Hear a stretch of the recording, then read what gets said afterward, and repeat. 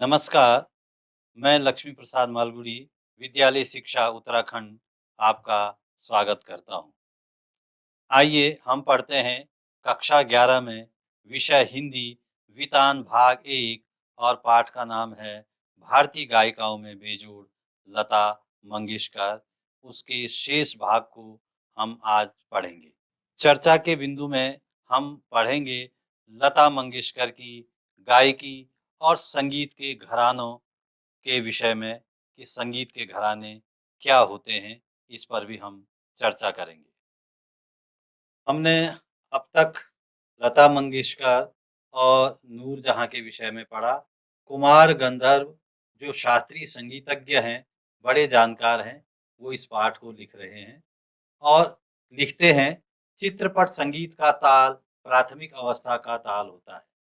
संगीत में जो पहली सीढ़ी होती है, जो पहली अवस्था होती है, उसका ताल इन्होंने चित्रपट संगीत को कहा है। यानी शुरुआती जो ताल होते हैं, वही फिल्मी संगीत में प्रयोग किए जाते हैं। जो उसके बाद जो अन्य ताल होते हैं, जैसे-जैसे आगे बढ़ते हैं, उच्च ताल हैं, ताल जो होते हैं संगीत के राग होते हैं, उनकी चर्चा चित्रपट संगीत में नहीं होती, उनका प्रयोग चित्रपट संगीत में नहीं किया जाता है। जबकि शास्त्रीय संगीत में ताल अपने परिष्कृत रूप में पाया जाता है। वो उत्कृष्ट और परिष्कृत दोनों रूपों में पाया जाता है शास्त्रीय संगीत में, जब शास्त्रीय संगीत गाया जाता है। चित्रपट संगीत में आधे तालों का ही उपयोग किया जाता है। जो संगीत की धुनें होती हैं, ताल होते हैं, राग होते हैं, उनकी पूरी यहाँ पर जानकारियाँ नहीं होती हैं, पूरे स्वर नहीं होते हैं, आधे ही तालों का यहाँ पर उपयोग किया जाता है। यहाँ पर का मतलब हुआ चित्रपट संगीत में। उसकी लयकारी बिल्कुल अलग होती है। शास्त्रीय संगीत की बिल्कुल अलग होती है और चित्रपट की बिल्कुल अलग होती है। चित्रपट का जो संगीत होता है, वो आसान होता है। यहाँ गीत और आघात को ज़्यादा महत्व दिया जाता है। शास्त्रीय संगीत में गीत और आघात के अलावा उसमें रागों पर ज़्यादा जोर रहता है, विविधता पर ज़्यादा जोर रहता है, जबकि यहाँ पर गीत और उस पर जो गीतों पर जो आघात दिया जाता है, उसका महत्व चित्रपट संगीत में ज़्यादा होता है। सुलभता और लोच को अग्र स्थान दिया जाता है। सुलभता जो आसानी से उपलब्ध हो, कठिनाइयाँ ना हो, जिसको कहते हैं ना बहुत ज़्यादा कठिन ना हो। लोच, लोच का मतलब होता है कोमलता और मनोरंजक जो स्वर हो, उसको लोच कहते हैं। तो कोमलता और जो मनोरंजक स्वर होता है, उस पर ध्यान दिया जाता है। उसको अग्र स्थान दिया जाता है, सबसे पहले स्थान उसी को मिलता है। उसी की वरीयता यहाँ पर होती है। तथापि चित्रपट संगीत गाने वालों को शास्त्रीय संगीत की उत्तम जानकारी होना आवश्यक है।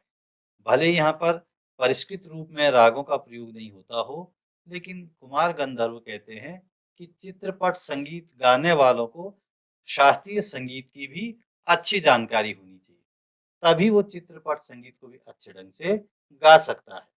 और ये खूबी लता मंगेशकर के पास है। निसंदेह लता मंगेशकर इससे परिपूर्ण है, उनको शास्त्रीय संगीत की भी अच्छी जानकारी है। 3 साढ़े 3 मिनट के गाए हुए चित्रपट के किसी गाने का और एक आध खानदानी शास्त्रीय गायक की 3 साढ़े 3 घंटे की महफिल, इन दोनों का कलात्मक और आनंदात्मक मूल्य एक ही है, ऐसा मैं मानता हूँ। संगीत का उद्देश्य है आनंद, संगीत का उद्देश्य है रस, संगीत का उद्देश्य है जो मन और मस्तिष्क को भाव विभोर कर दे। और यही चित्रपट संगीत भी करता है। और यही जो खानदानी शास्त्रीय गायक होते हैं, वो भी अपने संगीत से इन्हीं चीजों को देते हैं व्यक्ति को। अब यहाँ पर जो तुलना की गई है, 3 साढ़े 3 मिनट का एक चित्रपट संगीत होता है, फिल्मी गाने होते हैं, जबकि जो खानदानी शास्त्रीय गायक होते हैं, खानदानी शास्त्रीय गायक जो घराने होते हैं और खानदान से परंपरा से पीढ़ी दर पीढ़ी संगीत को जो सीख रहे हैं गुरु शिष्य परंपरा में, वो खानदानी शास्त्रीय गायक होते हैं। जैसे दिल्ली घराना, लखनऊ घराना, ग्वालियर घराना, बनारस घराना। तो ये इन घरानों में जो पढ़ते हैं, जो संगीत सीखते हैं, संगीत का अभ्यास, रियाज़ करते हैं, वो उस घराने से जुड़े होते हैं।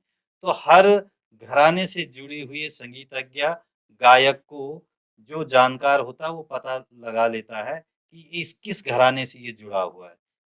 भले ही राग वही होता है, लेकिन उस राग को जो गाने वाला तरीका होता है, उसमें थोड़ा-थोड़ा हर घरानों में अंतर होता है। ऐसे ही वाद्य यंत्रों से संबंधित भी है। वाद्य यंत्र बजाने में भी यही जो खानदानी घराने होते हैं, वहाँ भी इसी प्रकार का प्रयोग देखने को मिलता है। भले वही ताल बज रहा है, 1 ताल बज रहा है, 3 ताल बज रहा है, तबले में भी। तो अंतर थोड़ा बजाने के ढंग में आ जाता है। साढ़े 3 घंटे तक एक महफ़िल चलती है। ऊपर 3 साढ़े 3 मिनट का गाना हुआ फ़िल्मी और खानदानी शास्त्रीय गायक साढ़े 3 घंटे की महफ़िल लगाता है। यानी एक ही गीत को साढ़े 3 घंटे तक गाता है वो। बंदिश एक ही है, लेकिन उसी बंदिश को, उन्हीं पंक्तियों को बार-बार अलग-अलग सुर में गाता है। उतार, चढ़ाव, आरोह, अवरोह, कभी तीव्र, कभी मध्य, कभी विलंबित स्वर में गाता है और साढ़े 3 घंटे तक वही चलता है। तो यानी दोनों ने मान लिया जाए कबीर के दोहे गाए और दोनों ने मान लिया जाए एक ने फ़िल्मी धुन के हिसाब से, उस स्वर के हिसाब से फ़िल्मी चित्रपट संगीत के आधार पर उन दोहों को बोला, उदाहरण के लिए ही। और दूसरा जो शास्त्रीय गायक है, उन्हीं कबीर के दोहों को साढ़े 3 घंटे तक वो आलाप करता रहा, सुनाता रहा। आनंद दोनों में।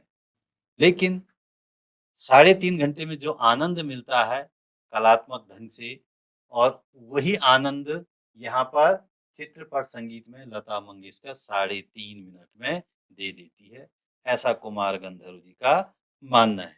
कुमार गंधर्व जी कबीर के दोहों की गायकी करने वाले थे। मालवा के जो लोक गीत हैं, लोक गायन है, उसको भी उन्होंने आगे बढ़ाया और कबीर के दोहों पर उन्होंने जो अपना स्वर दिया, वो संसार भर में विख्यात हैं। तो इसलिए ये कह रहे हैं कि उद्देश्य दोनों का एक ही है, दोनों उतना ही आनंद देते हैं। तो साढ़े 3 घंटे में जब वही आनंद आ रहा है आम व्यक्ति को, सुनने वाले को, तो अच्छा है। किसी उत्तम लेखक का कोई विस्तृत लेख जीवन के रहस्य का विशद रूप में वर्णन करता है, तो वही रहस्य छोटे से सुभाषित का या नन्ही सी कहावत में सुंदरता और परिपूर्णता से प्रकट हुआ भी दृष्टिगोचर होता है। अब आप देखिए, एक लेखक उपन्यास लिखता है और उपन्यास 200 पेज का, 250 पेज का, 300 पेज का, पूरे जीवन की कहानी है वो। प्रेमचंद का मान लिया जाए गोदान है। और इसी तरह से कोई लेखक उस पूरे उपन्यास का सार लिख लेता है कहानी के रूप में, तो 2, 3, 4 पेज में।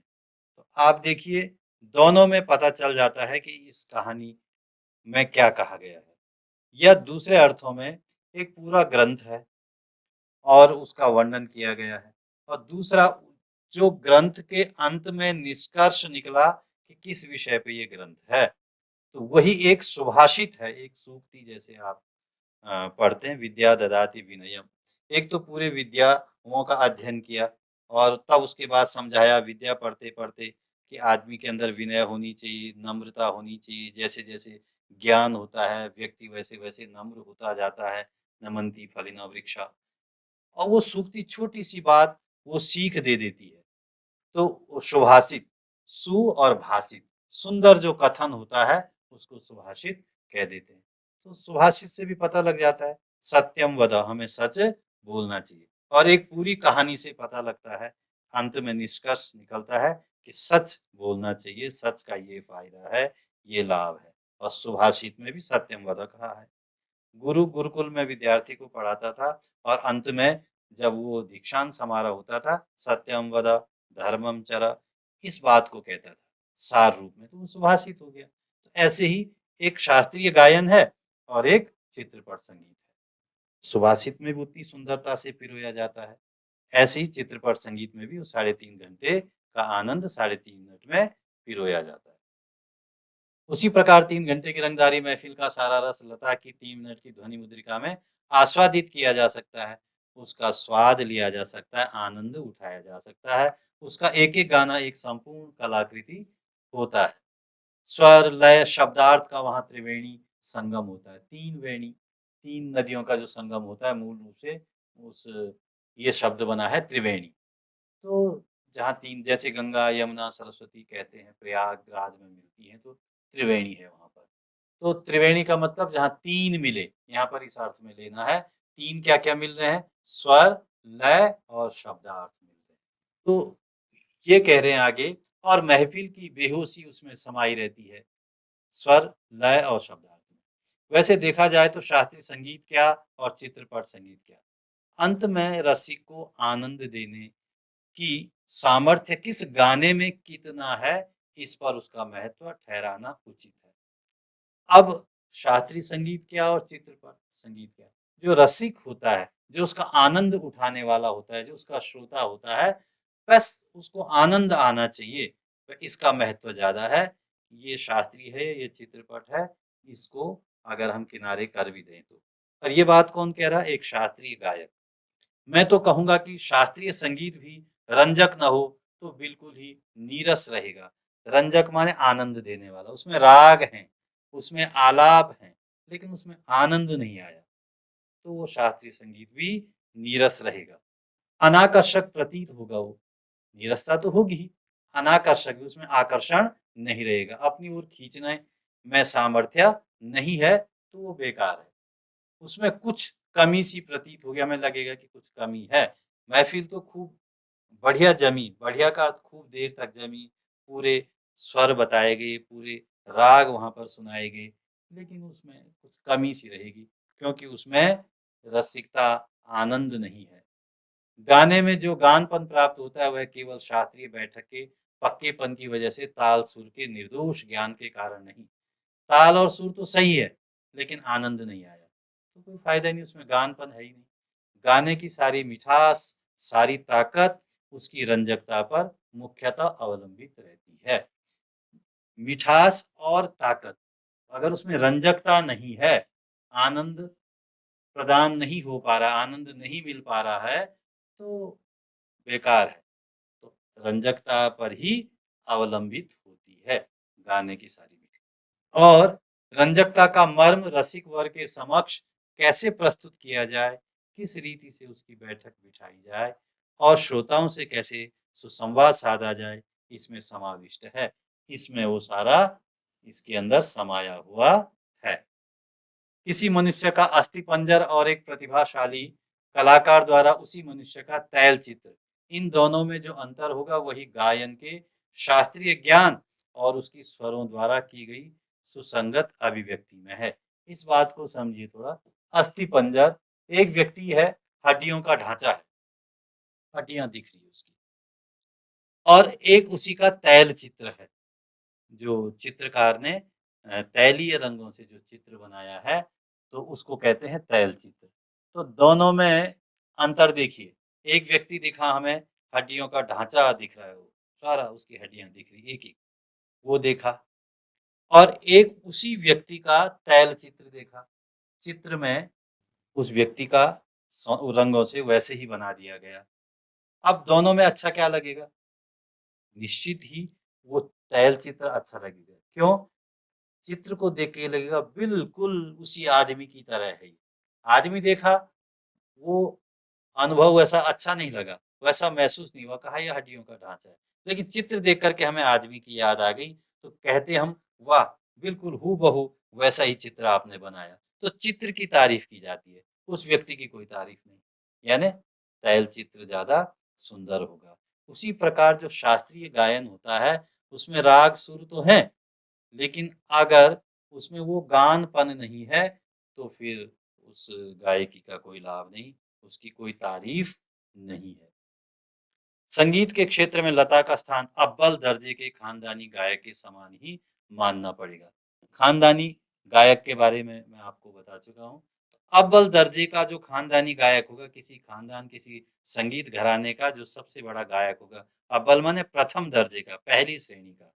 तो प्रथम दर्जे का जो गायक होगा, यानी श्रेष्ठ जो गायक होगा, वो भी श्रेष्ठ है और लता भी उससे कम नहीं है, ऐसा मानना पड़ेगा। ये कुमार गंधर्व जी का मानना है। क्या लता 3 घंटे की महफिल जमा सकती है? ऐसा संशय व्यक्त करने वालों से मुझे भी एक प्रश्न पूछना है। क्या कोई पहली श्रेणी का गायक 3 मिनट की अवधि में चित्रपट का कोई गाना उसकी इतनी कुशलता और रसोत्कटता से गा सकेगा? नहीं।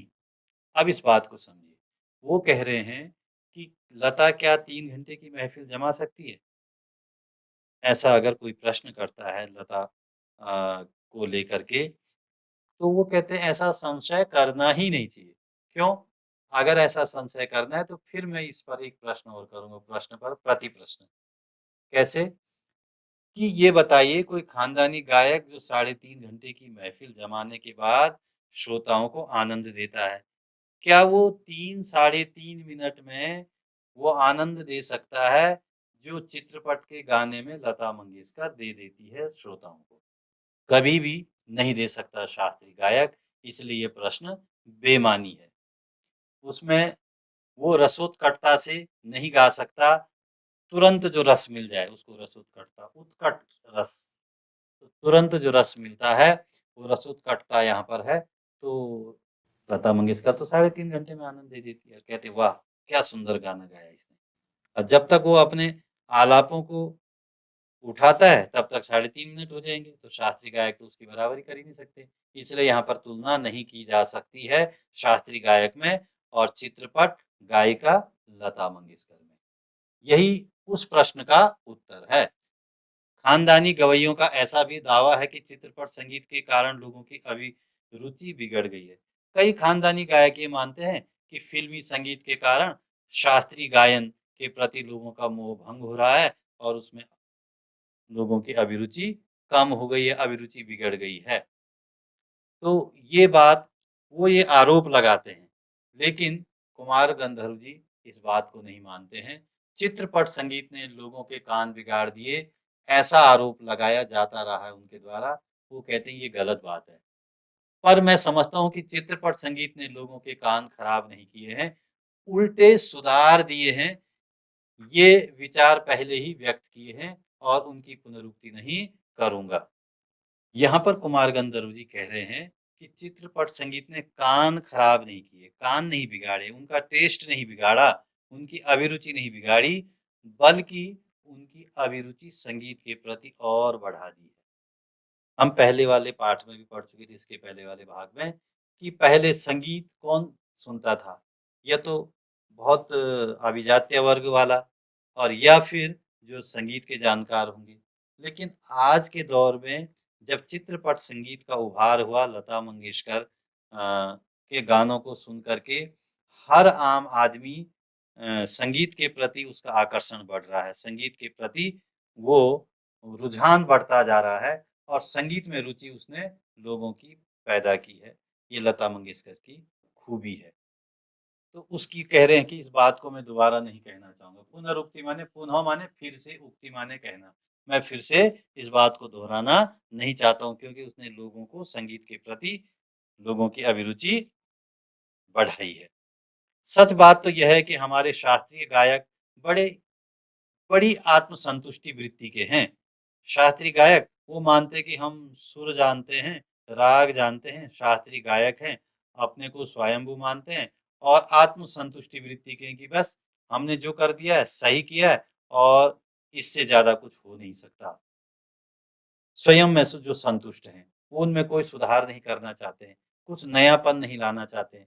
शास्त्रीय संगीत में क्योंकि ज़्यादा छेड़छाड़ की गुंजाइश भी नहीं होती है। लेकिन जो उनकी हुकुमशाही स्थापित है, वो हुकुमशाही उनको सीमित कर रही है, जबकि चित्रपट में ऐसा नहीं है, उसमें हमेशा नया प्रयोग किया जाता रहा है। शास्त्र शुद्धता के कर्मकांड को उन्होंने आवश्यकता से अधिक महत्व दे रखा है। बिल्कुल शुद्ध होना चाहिए और उसके अलावा बाकी कुछ नहीं, नया परिवर्तन कुछ नहीं। तो उससे भी कभी-कभी ऐसा होता है, ज़्यादा प्योर होना, ज़्यादा शुद्ध होना भी अ, हज़म नहीं हो पाता। जैसे मान लिया जाए, कुछ उदाहरण देते हैं हम आपको। सोना है 24 कैरेट का प्योर होता है, लेकिन 24 कैरेट का प्योर सोने से गहने बनाना संभव नहीं, और बना भी दिए तो बहुत कच्चे होंगे, वो ज़्यादा टिकाऊ नहीं होंगे। उसमें थोड़ा-सा सुधार करके, यानी 23 कैरेट का, 22 कैरेट का अगर कर दिया जाए, 22 कैरेट का सोना का जो जेवर होगा वो ज़्यादा मजबूत होगा, और वो उस 24 कैरेट से तो अच्छा ही है, कम से कम उस सोने से कुछ सौंदर्य तो प्राप्त हो रहा है, 24 का तो कुछ बन ही नहीं पाएगा। तो वही चीज़ यहाँ पर संगीत के क्षेत्र में भी आप समझिए। मगर चित्रपट संगीत द्वारा लोगों की अभिजात्य संगीत से जान-पहचान होने लगी है। अभिजात्य माने ऊँचे वर्ग वाले, जो ऊँचे घराने वाले होते हैं। तो संगीत का भी अभिजात्य पक्ष है, यानी ऊँची श्रेणी का जो संगीत होता है उसको अभिजात्य कहा है। तो वो लोग समझने लग गए हैं। उनकी चिकित्सक और चौकस वृत्ति अब बढ़ती जा रही है। यानी चिकित्सक का मतलब हुआ जो सुधार करे, जो बिगड़ा हुआ है, काट-छाँट कर सके उसमें। जैसा है वैसा नहीं, काट-छाँट कर सके, और चौकस वृत्ति, सतर्क जो वृत्ति है, जो स्वभाव है, बिल्कुल सतर्कता बरत रहे कि क्या परिवर्तन होना, कितना काट-छाँट करें, क्या नयापन इसमें आए। ये लोग अब समझ रहे हैं, और उसके हिसाब से लोग उसके प्रति आकर्षित भी होते जा रहे हैं। केवल शास्त्र शुद्ध और नीरस गाना उन्हें नहीं चाहिए। लोगों को सिर्फ शास्त्र शुद्धता और नीरस गाना नहीं चाहिए। अगर आज के दौर में हम भाषा की भी बात करेंगे, हम कहेंगे शुद्ध हिंदी का प्रयोग करना है। तो शुद्ध हिंदी का प्रयोग करेंगे तो कई ऐसे शब्द हैं जो उर्दू में हैं, कई ऐसे शब्द हैं जो विदेशी भाषाओं के हिंदी में प्रयोग किए जाते हैं, कई ऐसे शब्द हैं जो अंग्रेजी के हैं और आज हिंदी में प्रयोग में लाए जा रहे हैं, जो विदेशी शब्द कहते हैं जिनको, तत्सम तद्भव देशज विदेशज। अगर हम उनको शुद्ध तत्सम शब्द में या संस्कृत निष्ठ शब्द में उनको बदलेंगे तो गड़बड़ हो जाएगा। जैसे हम कहते हैं कि ट्रेन है, रेल यान है, उसको लौपत गामिनी हम कहेंगे तो आदमी की समझ में ही नहीं आया, तो ऐसी शुद्धता किस काम की? यही बात यहाँ पर शास्त्रीय संगीत के विषय में भी समझनी चाहिए। उन्हें तो सुरीला और भावपूर्ण गाना चाहिए, जो बात समझ में आ जाए, वो ज़्यादा अच्छा है। बन्ना शाह ने कहा था कि प्रेमचंद का जो लेखन है वो बड़ा श्रेष्ठ है, क्योंकि वो आम आदमी की समझ में भी आ जाता है। और यह क्रांति चित्रपट संगीत ही लाया है, ये क्रांति लोगों को संगीत के प्रति रुचि को भी ये चित्रपट संगीत आगे बढ़ाता रहा है। चित्रपट संगीत समाज की संगीत विषयक अभिरुचि में प्रभावशाली मोड़ लाया है। चित्रपट संगीत की लचकदारी उसका एक और सामर्थ्य है, लचकदारी, फ्लेक्सिबिलिटी, जिसमें उतार-चढ़ाव हो, जो झुक सके, उठ सके, बैठ सके। मतलब वो कठोर नहीं है, लचीलापन है उसमें। उस संगीत की मान्यताएँ, मर्यादाएँ, झंझटें, सब कुछ निराली है, चित्रपट संगीत की। और शास्त्रीय संगीत को भी आप समझ चुके हैं कि क्या अंतर है उसमें। चित्रपट संगीत का तंत्र ही अलग है, बिल्कुल अलग है। वो हमेशा नयापन उसमें दिखता है। यहाँ नव-निर्मिति की बहुत गुंजाइश है। आपने फ़िल्मी गाने हज़ारों सुने होंगे या सुनते होंगे या बने हुए हैं, नहीं भी सुना है, तो बहुत सारे सुने होंगे। तो आपने देखा हर गाना एक नए स्वर में, जो भी गाया जाता है, गायक का प्रयास होता है या संगीत जो दिग्दर्शक होते हैं, म्यूज़िक डायरेक्टर, वो हमेशा नए स्वर में नए गाने को बनाने का प्रयास करते हैं, तो वो गुंजाइश यहाँ बनी रहती है। शास्त्रीय संगीत में बदलाव की कोई गुंजाइश नहीं है। जैसा शास्त्रीय रागदारी का चित्रपट संगीत दिग्दर्शकों ने उपयोग किया है, उसी प्रकार राजस्थानी, पंजाबी, बंगाली आदि प्रदेशों के लोकगीतों के भंडार को भी उन्होंने खूब लूटा है।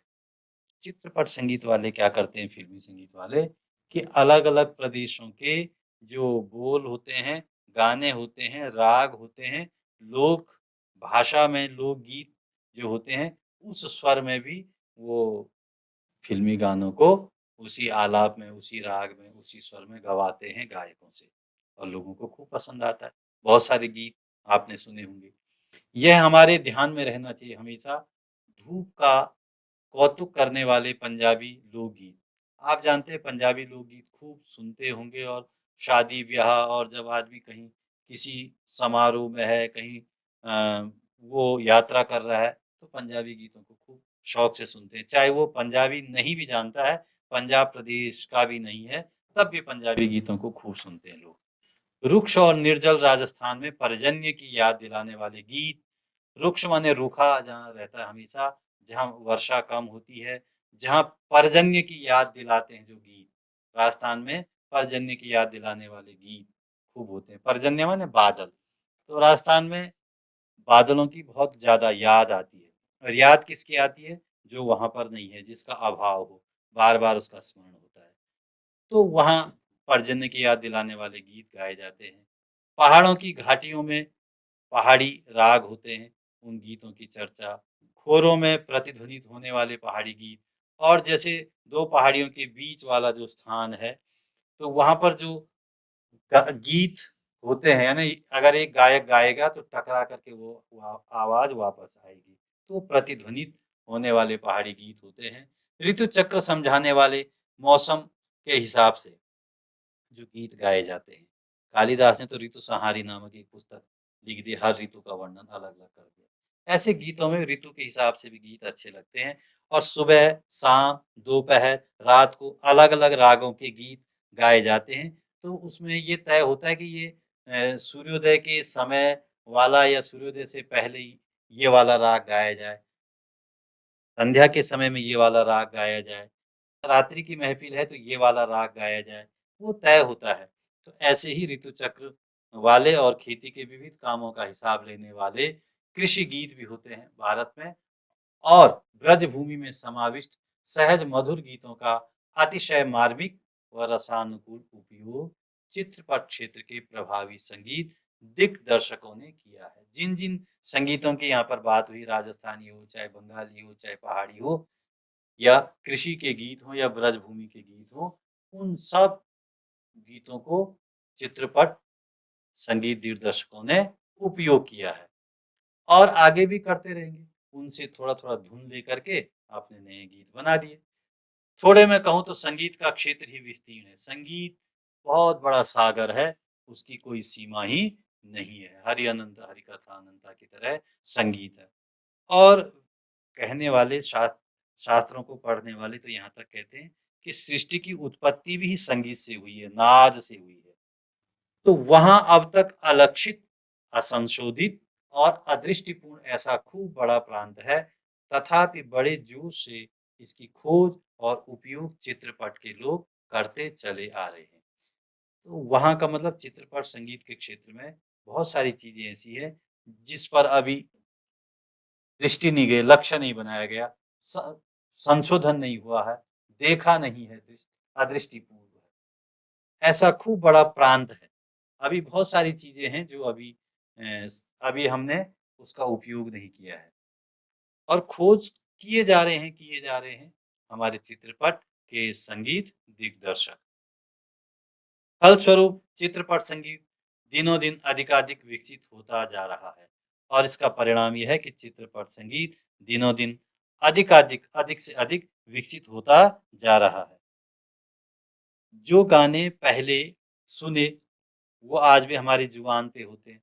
फिर पता लगता है कि एक नई फ़िल्म या चित्रपट संगीत आया, फिर वो अच्छा लगने लग जाता है। अगली बार पता लगता है कि दूसरे धुन में, दूसरी तरह से जो गाने गाए गए, वो हम सुनते हैं तो और अच्छा लगने लग गया है। तो इसका विस्तार है और विस्तार होता रहेगा और दिनों-दिन ये विकसित होता जाएगा। ऐसे इस चित्रपट संगीत क्षेत्र की लता अनभिषिक्त सम्राज्ञी हैं, यानी बेताज बादशाह। बेताज बादशाह, सम्राज्ञी सम्राट का स्त्रीलिंग है। जैसे कोई राजा है, महाराजा है, तो ऐसे ही महारानी है। तो सम्राज्ञी शब्द सम्राट का स्त्रीलिंग भी है। तो बेताज सम्राज्ञी हैं लता मंगेशकर चित्रपट संगीत के क्षेत्र में। और भी कई पार्श्व गायक गायिकाएं हैं इस क्षेत्र में। ऐसा नहीं कि एकमात्र लता ही गाती है, बहुत सारे हैं, सैकड़ों हैं। पर लता की लोकप्रियता इन सभी से कहीं अधिक है। उसकी लोकप्रियता के शिखर का स्थान अचल है, कोई उसको डिगा नहीं सका। उस टॉप तक, उस शिखर तक, उस चोटी तक कोई और नहीं पहुंच पाया और वो वहां जब तक रही तब तक टिकी रही। क्योंकि ये वर्तमान में प्रयोग किया है, कुमार गंधर्व ने, और तब लता मंगेशकर गाती रहती थी, लेकिन तब वो जीवित थी और आज नहीं है। इसलिए मैं शुरू में बता चुका हूँ कि ये वर्तमान के हिसाब से लिखा गया, आप इसको स्वयं समझ लेंगे इस वाक्य को। बीते अनेक वर्षों से वह गाती आ रही है और फिर भी उसकी लोकप्रियता अबाधित है। कुछ ऐसी गायिकाएं या गायक होते हैं, एक दो गीत अच्छा गाते हैं, उसके बाद उतना अच्छा नहीं गा पाते हैं, नहीं चल पाते हैं, वहीं पर गायकी उनकी धीरे धीरे खत्म हो जाती है। लेकिन लता मंगेशकर जब से गाना शुरू किया और हर बार अच्छा गाती रही है और कभी उसमें कोई बाधा नहीं पहुंची है। लगभग आधी शताब्दी तक जन जन तक सतत प्रभुत्व रखना आसान नहीं। आधी शताब्दी तक यानी 50 वर्षों तक गाती रही लता मंगेशकर और निरंतर उस स्थान पे बनी रही, वो प्रभाव उसका बना रहा, ये आसान नहीं है। तो इन्होंने जब लिखा था, लेख तब 50 वर्ष हो चुके थे, उसके बाद भी लता गाती रही। 90 से अधिक वर्ष, 91-92 वर्ष संभवतः लता मंगेशकर जीवित रही। और वो जब 10-11 साल की थी तब से गाना उसने शुरू कर दिया था। तो आप देखिए उसने लगभग जीवन में 75-80 वर्ष तक गाना गाया। ज़्यादा क्या कहूँ, एक राग भी हमेशा टिका नहीं रहता। बहुत सुंदर राग है, लेकिन बार-बार सुनने के बाद फिर लगता है कुछ नया सुने। भारत के कोने-कोने में लता का गाना जा पहुँचे, यही नहीं, परदेश में भी उसका गाना सुनकर लोग पागल हो उठे। यह क्या चमत्कार नहीं है? ये लता ही कर सकती है। कहते हैं कि लता ने ए मेरे देश के गाने जो गाया था, ए मेरे वतन के लोगों, ये जो गाना गाया था, तो भारत के पूर्व प्रधानमंत्री थे नेहरू जी, उनकी आँखों में आँसू आ गए। और भी तमाम उनके गाने हैं, जिन पर लोग पागल हो जाया करते हैं। तो ये चमत्कार है। ये आश्चर्यजनक चीज़ें हैं, ये लता ही कर सकती है और यह चमत्कार हम प्रत्यक्ष देख रहे हैं। वर्तमान में है, जब लिखा था तब वो गाती रही थी। तो वो देख रहे हैं, ऐसा कलाकार शताब्दियों में शायद एक बार ही पैदा होता है। शताब्दी में सैकड़ों वर्षों में, शताब्दी का अर्थ होता है 100 वर्ष का जो एक दौर होता है उसको शताब्दी कहते हैं। तो बहुवचन है, तो सैकड़ों वर्षों में शायद एक ही पैदा होता होगा। ऐसा कलाकार आज हम सभी के बीच है, हम सभी के बीच है। जब इन्होंने लिखा था तब लता मंगेशकर भी जीवित थी, अब कुमार गंधर्व भी जीवित थे। तो कुमार गंधर्व अब नहीं है, लता मंगेशकर भी अब इस दुनिया में नहीं है, लेकिन ये लिखा गया लेख है, इसलिए वर्तमान में ये वाक्य आपको लगता है कि आज भी है।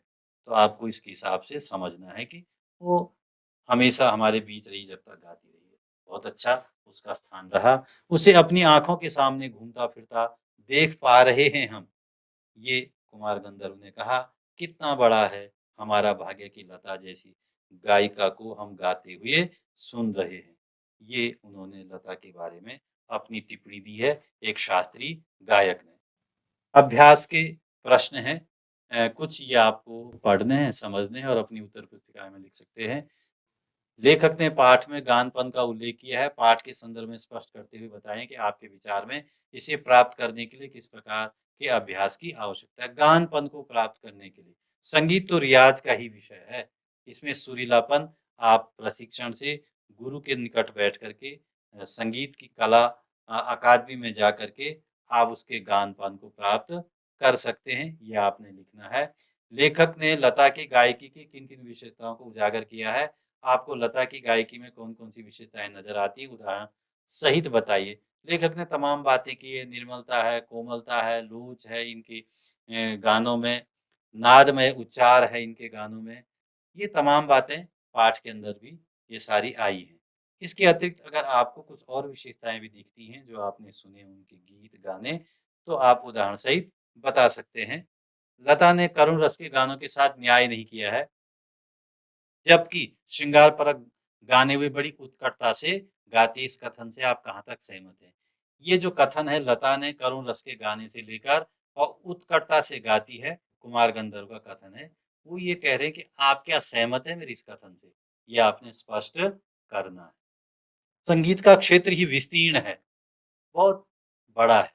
वहाँ अब तक अलक्षित, असंशोधित और अदृष्टि पूर्व ऐसा खूब बड़ा प्रांत है। यानी बहुत सारा क्षेत्र ऐसा है जहाँ अभी हमारा लक्ष्य निर्धारित नहीं हुआ। हमने लक्ष्य नहीं देखा है कि कहाँ तक हम पहुँच सकते हैं। संशोधन नहीं हुआ, अभी बहुत सारी चीज़ें ऐसी हैं जिसको संशोधित किया जा सकता है। अदृष्टिपूर्ण यानी दृष्टि से पूर्व, यानी जो दिखाई न दे उस पे लगा हुआ है, तो दृष्टि से जो दूर है ऐसा क्षेत्र है, और आप अगर वहाँ दृष्टि दौड़ाएं, संशोधित करें, अपना लक्ष्य निर्धारित करें, तो वो बहुत बड़ा प्रांत है और हमें मिलता रहेगा कुछ न कुछ नया। तथापि बड़े जोश से उसकी खोज और उपयोग चित्रपट के लोग करते चले आ रहे हैं और रोज नई नई चीजें खोज रहे हैं। चित्रपट संगीत वाले, म्यूजिक डायरेक्टर, फिल्मी संगीत वाले। इस कथन को वर्तमान फिल्मी संगीत के संदर्भ में आपने स्पष्ट करना है। बहुत सारे गाने जो आते हैं, हर बार नए-नए स्वरों में आते हैं। रागों से हट कर के भी कुछ लोक भाषा के जो राग हैं, उसमें भी हिंदी फ़िल्म के गीत या अन्य जो प्रांतीय क्षेत्र की फ़िल्में बनती प्रांतीय भाषाओं में, उनके गीतों में भी वो परिवर्तन दिखाई देता है। चित्रपट संगीत ने लोगों के कान बिगाड़ दिए। अक्सर ये आरोप लगाया जाता रहा है पहले भी, शास्त्रीय गायकों के द्वारा। इस संदर्भ में कुमार गंधर्व ने राय दी है और आपने भी अपनी राय लिखनी है। उनका ये कहना था कि 3 घंटे की महफ़िल सुनने का समय भी तो चाहिए, और 3 घंटे की महफ़िल, और जब आपको राग पता होगा, उसकी शुद्धता पता होगी, तभी तो आपको आनंद आएगा। पहले आपको वो वो सीखना पड़ेगा, तब आप समझेंगे। लेकिन फ़िल्मी गीत में, चित्रपट संगीत में ऐसा कुछ नहीं, सुनो और आनंद लो। शास्त्रीय एवं चित्रपट दोनों तरह के संगीतों के महत्व का आधार क्या होना चाहिए, ये आप पढ़ चुके हैं पाठ में। आपने ये लिखना है, कुमार गंधर्व की इस संबंध में क्या-क्या राय है, आप भी सोच करके लिख सकते हैं। अभ्यास में कुछ करने के लिए भी है। पाठ के किए गए अंतरों के अलावा संगीत शिक्षक से चित्रपट संगीत एवं शास्त्रीय संगीत का अंतर प्राप्त करें अगर संभव है तो, और इन अंतरों की एक सूची भी बनाइए। कुमार गंधर्व ने लिखा है, चित्रपट संगीत गाने वालों को शास्त्रीय संगीत की उत्तम जानकारी होना आवश्यक है, तभी वो चित्रपट संगीत गा सकते हैं। क्या शास्त्रीय गायकों को भी चित्रपट संगीत से कुछ सीखना चाहिए? कक्षा में विचार कर सकते हैं हम, और कक्षा में विचार अगर कर रहे हैं तो उसका मतलब ये हुआ कि हाँ, सीखना चाहिए। सिर्फ़ एक अपने शास्त्रीयपन को लेकर के आत्मसंतुष्टि वृत्ति बन करके उसमें किसी और तरह का परिवर्तन हमें स्वीकार नहीं है, तो उससे होगा क्या, शास्त्र शुद्धता के नाम पे हमारा वो संगीत से जो दर्शक वर्ग है, श्रोता वर्ग है, वो धीरे-धीरे दूर हो जाएगा, उनकी संख्या कम हो जाएगी। तो हमें भी बदलाव के लिए थोड़ा-थोड़ा तैयार रहना चाहिए। आइए अब हम इस पाठ को जो हमने पढ़ा है, इसके मूल्यांकन पर कुछ चर्चा करते हैं। टीवी चैनलों पर चित्रपट संगीत के क्या लाभ हो सकते हैं? टीवी चैनलों पर जो संगीत की प्रतियोगिताएँ होती हैं, स्पर्धाएँ होती हैं, चाहे वो सारेगामापा हो और चाहे वो अन्य जो इंडियन आइडल हो, ये गाने गाए जाते हैं नए-नए लोगों के द्वारा, जो चाहे बच्चे हों और चाहे वो युवावस्था वाले हों, चाहे वृद्ध हों। जो स्थापित गायक तो नहीं है, लेकिन वो गाते हैं, अभ्यास करते हैं, वहाँ स्पर्धाएँ होती हैं। तो आपने भी ऐसे कई कार्यक्रम देखे होंगे, तो उसके क्या लाभ हैं कि नए-नए गीतकार, गायक उभरते हैं और उनको एक मंच मिलता है और उनके गायन को दर्शकों के द्वारा सराहा जाता है और धीरे-धीरे वो संगीत के क्षेत्र में, गायकी के क्षेत्र में आगे बढ़ते हैं। ऐसे ही भारत के अलावा उत्तराखंड के, यानी भारत के तमाम प्रांतों में तो प्रांतों के लोग तो जाते ही हैं, लेकिन उत्तराखंड के भी कई ऐसे गायक हुए हैं जो टीवी चैनलों में गए, जैसे पवनदीप जैसे उत्तराखंड के कुमाऊं मंडल से गए वो, तो उन्होंने गाया और प्रथम स्थान प्राप्त किया। जुबिन नौटियाल जैसे लोग वहाँ गए और एक ऊंचा नाम कमाया। तो उसके लाभ ये हैं कि नए-नए गायक हमें मिल जाते हैं। इसके अतिरिक्त एक और है यहाँ पर उत्तराखंड के प्रमुख प्रमुख संगीतकारों के नाम। जैसे मैंने ये 2 नाम बताए, इसके अलावा और भी तमाम संगीतकार हैं, जो लोक गायक भी हैं, सिर्फ़ चित्रपट के नहीं, लोक भाषा के भी गायक हैं। चाहे श्री नरेंद्र सिंह नेगी जी हों और चाहे वो श्री प्रीतम भरतवाण जी हों और चाहे वो अन्य गायिकाएँ हों, तमाम ऐसे नाम हैं, आप उनको लिख सकते हैं अपनी उत्तर पुस्तिका में।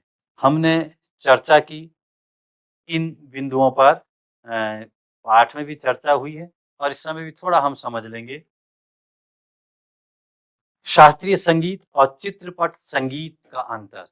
शास्त्रीय संगीत किसी घराने में जाकर के, यानी जो खानदानी घराने होते हैं वहाँ जाकर के आप उन घरानों से संगीत सीख सकते हैं।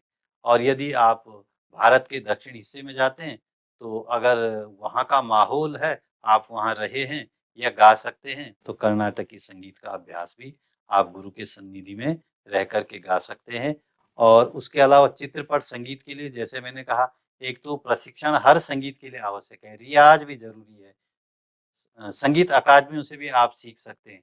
लेकिन दूसरा, अगर आपके अंदर प्रतिभा है और आप अभ्यास करते हैं चित्रपट संगीत का, तो आप मंचों पर जाकर के अपनी प्रस्तुति दे सकते हैं। जैसे कि 1-2 उदाहरण अभी हमने उत्तराखंड के ऐसे पार्श्व गायकों का पार्श्व गायक बन चुके हों, यद्यपि उन्होंने फ़िल्मी गीत गाए हैं, लेकिन भविष्य में संभावना है कि वो पार्श्व गायक में भी स्थापित होंगे।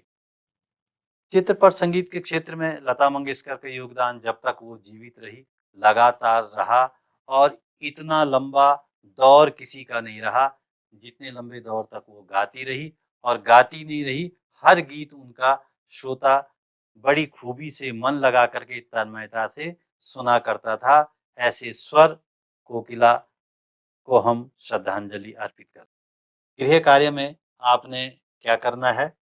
यहाँ पर लिखा हुआ है, उत्तराखंड के ऐसे गायकों का नाम जिन्होंने टीवी चैनलों पर गाया हो और साथ ही साथ उनके गाए हुए कुछ गीतों को आप लिख सकते हैं। शास्त्रीय संगीत और चित्रपट संगीत का अंतर हम स्पष्ट कर चुके हैं। आपने भी ये गृह कार्य के रूप में इनको स्पष्ट करना है। आशा है भारतीय गायिकाओं में बेजोड़ लता मंगेशकर ये पाठ आपकी समझ में आया होगा और आप अच्छी तरह से समझ चुके होंगे। मिलते हैं अगले पाठ के साथ। धन्यवाद।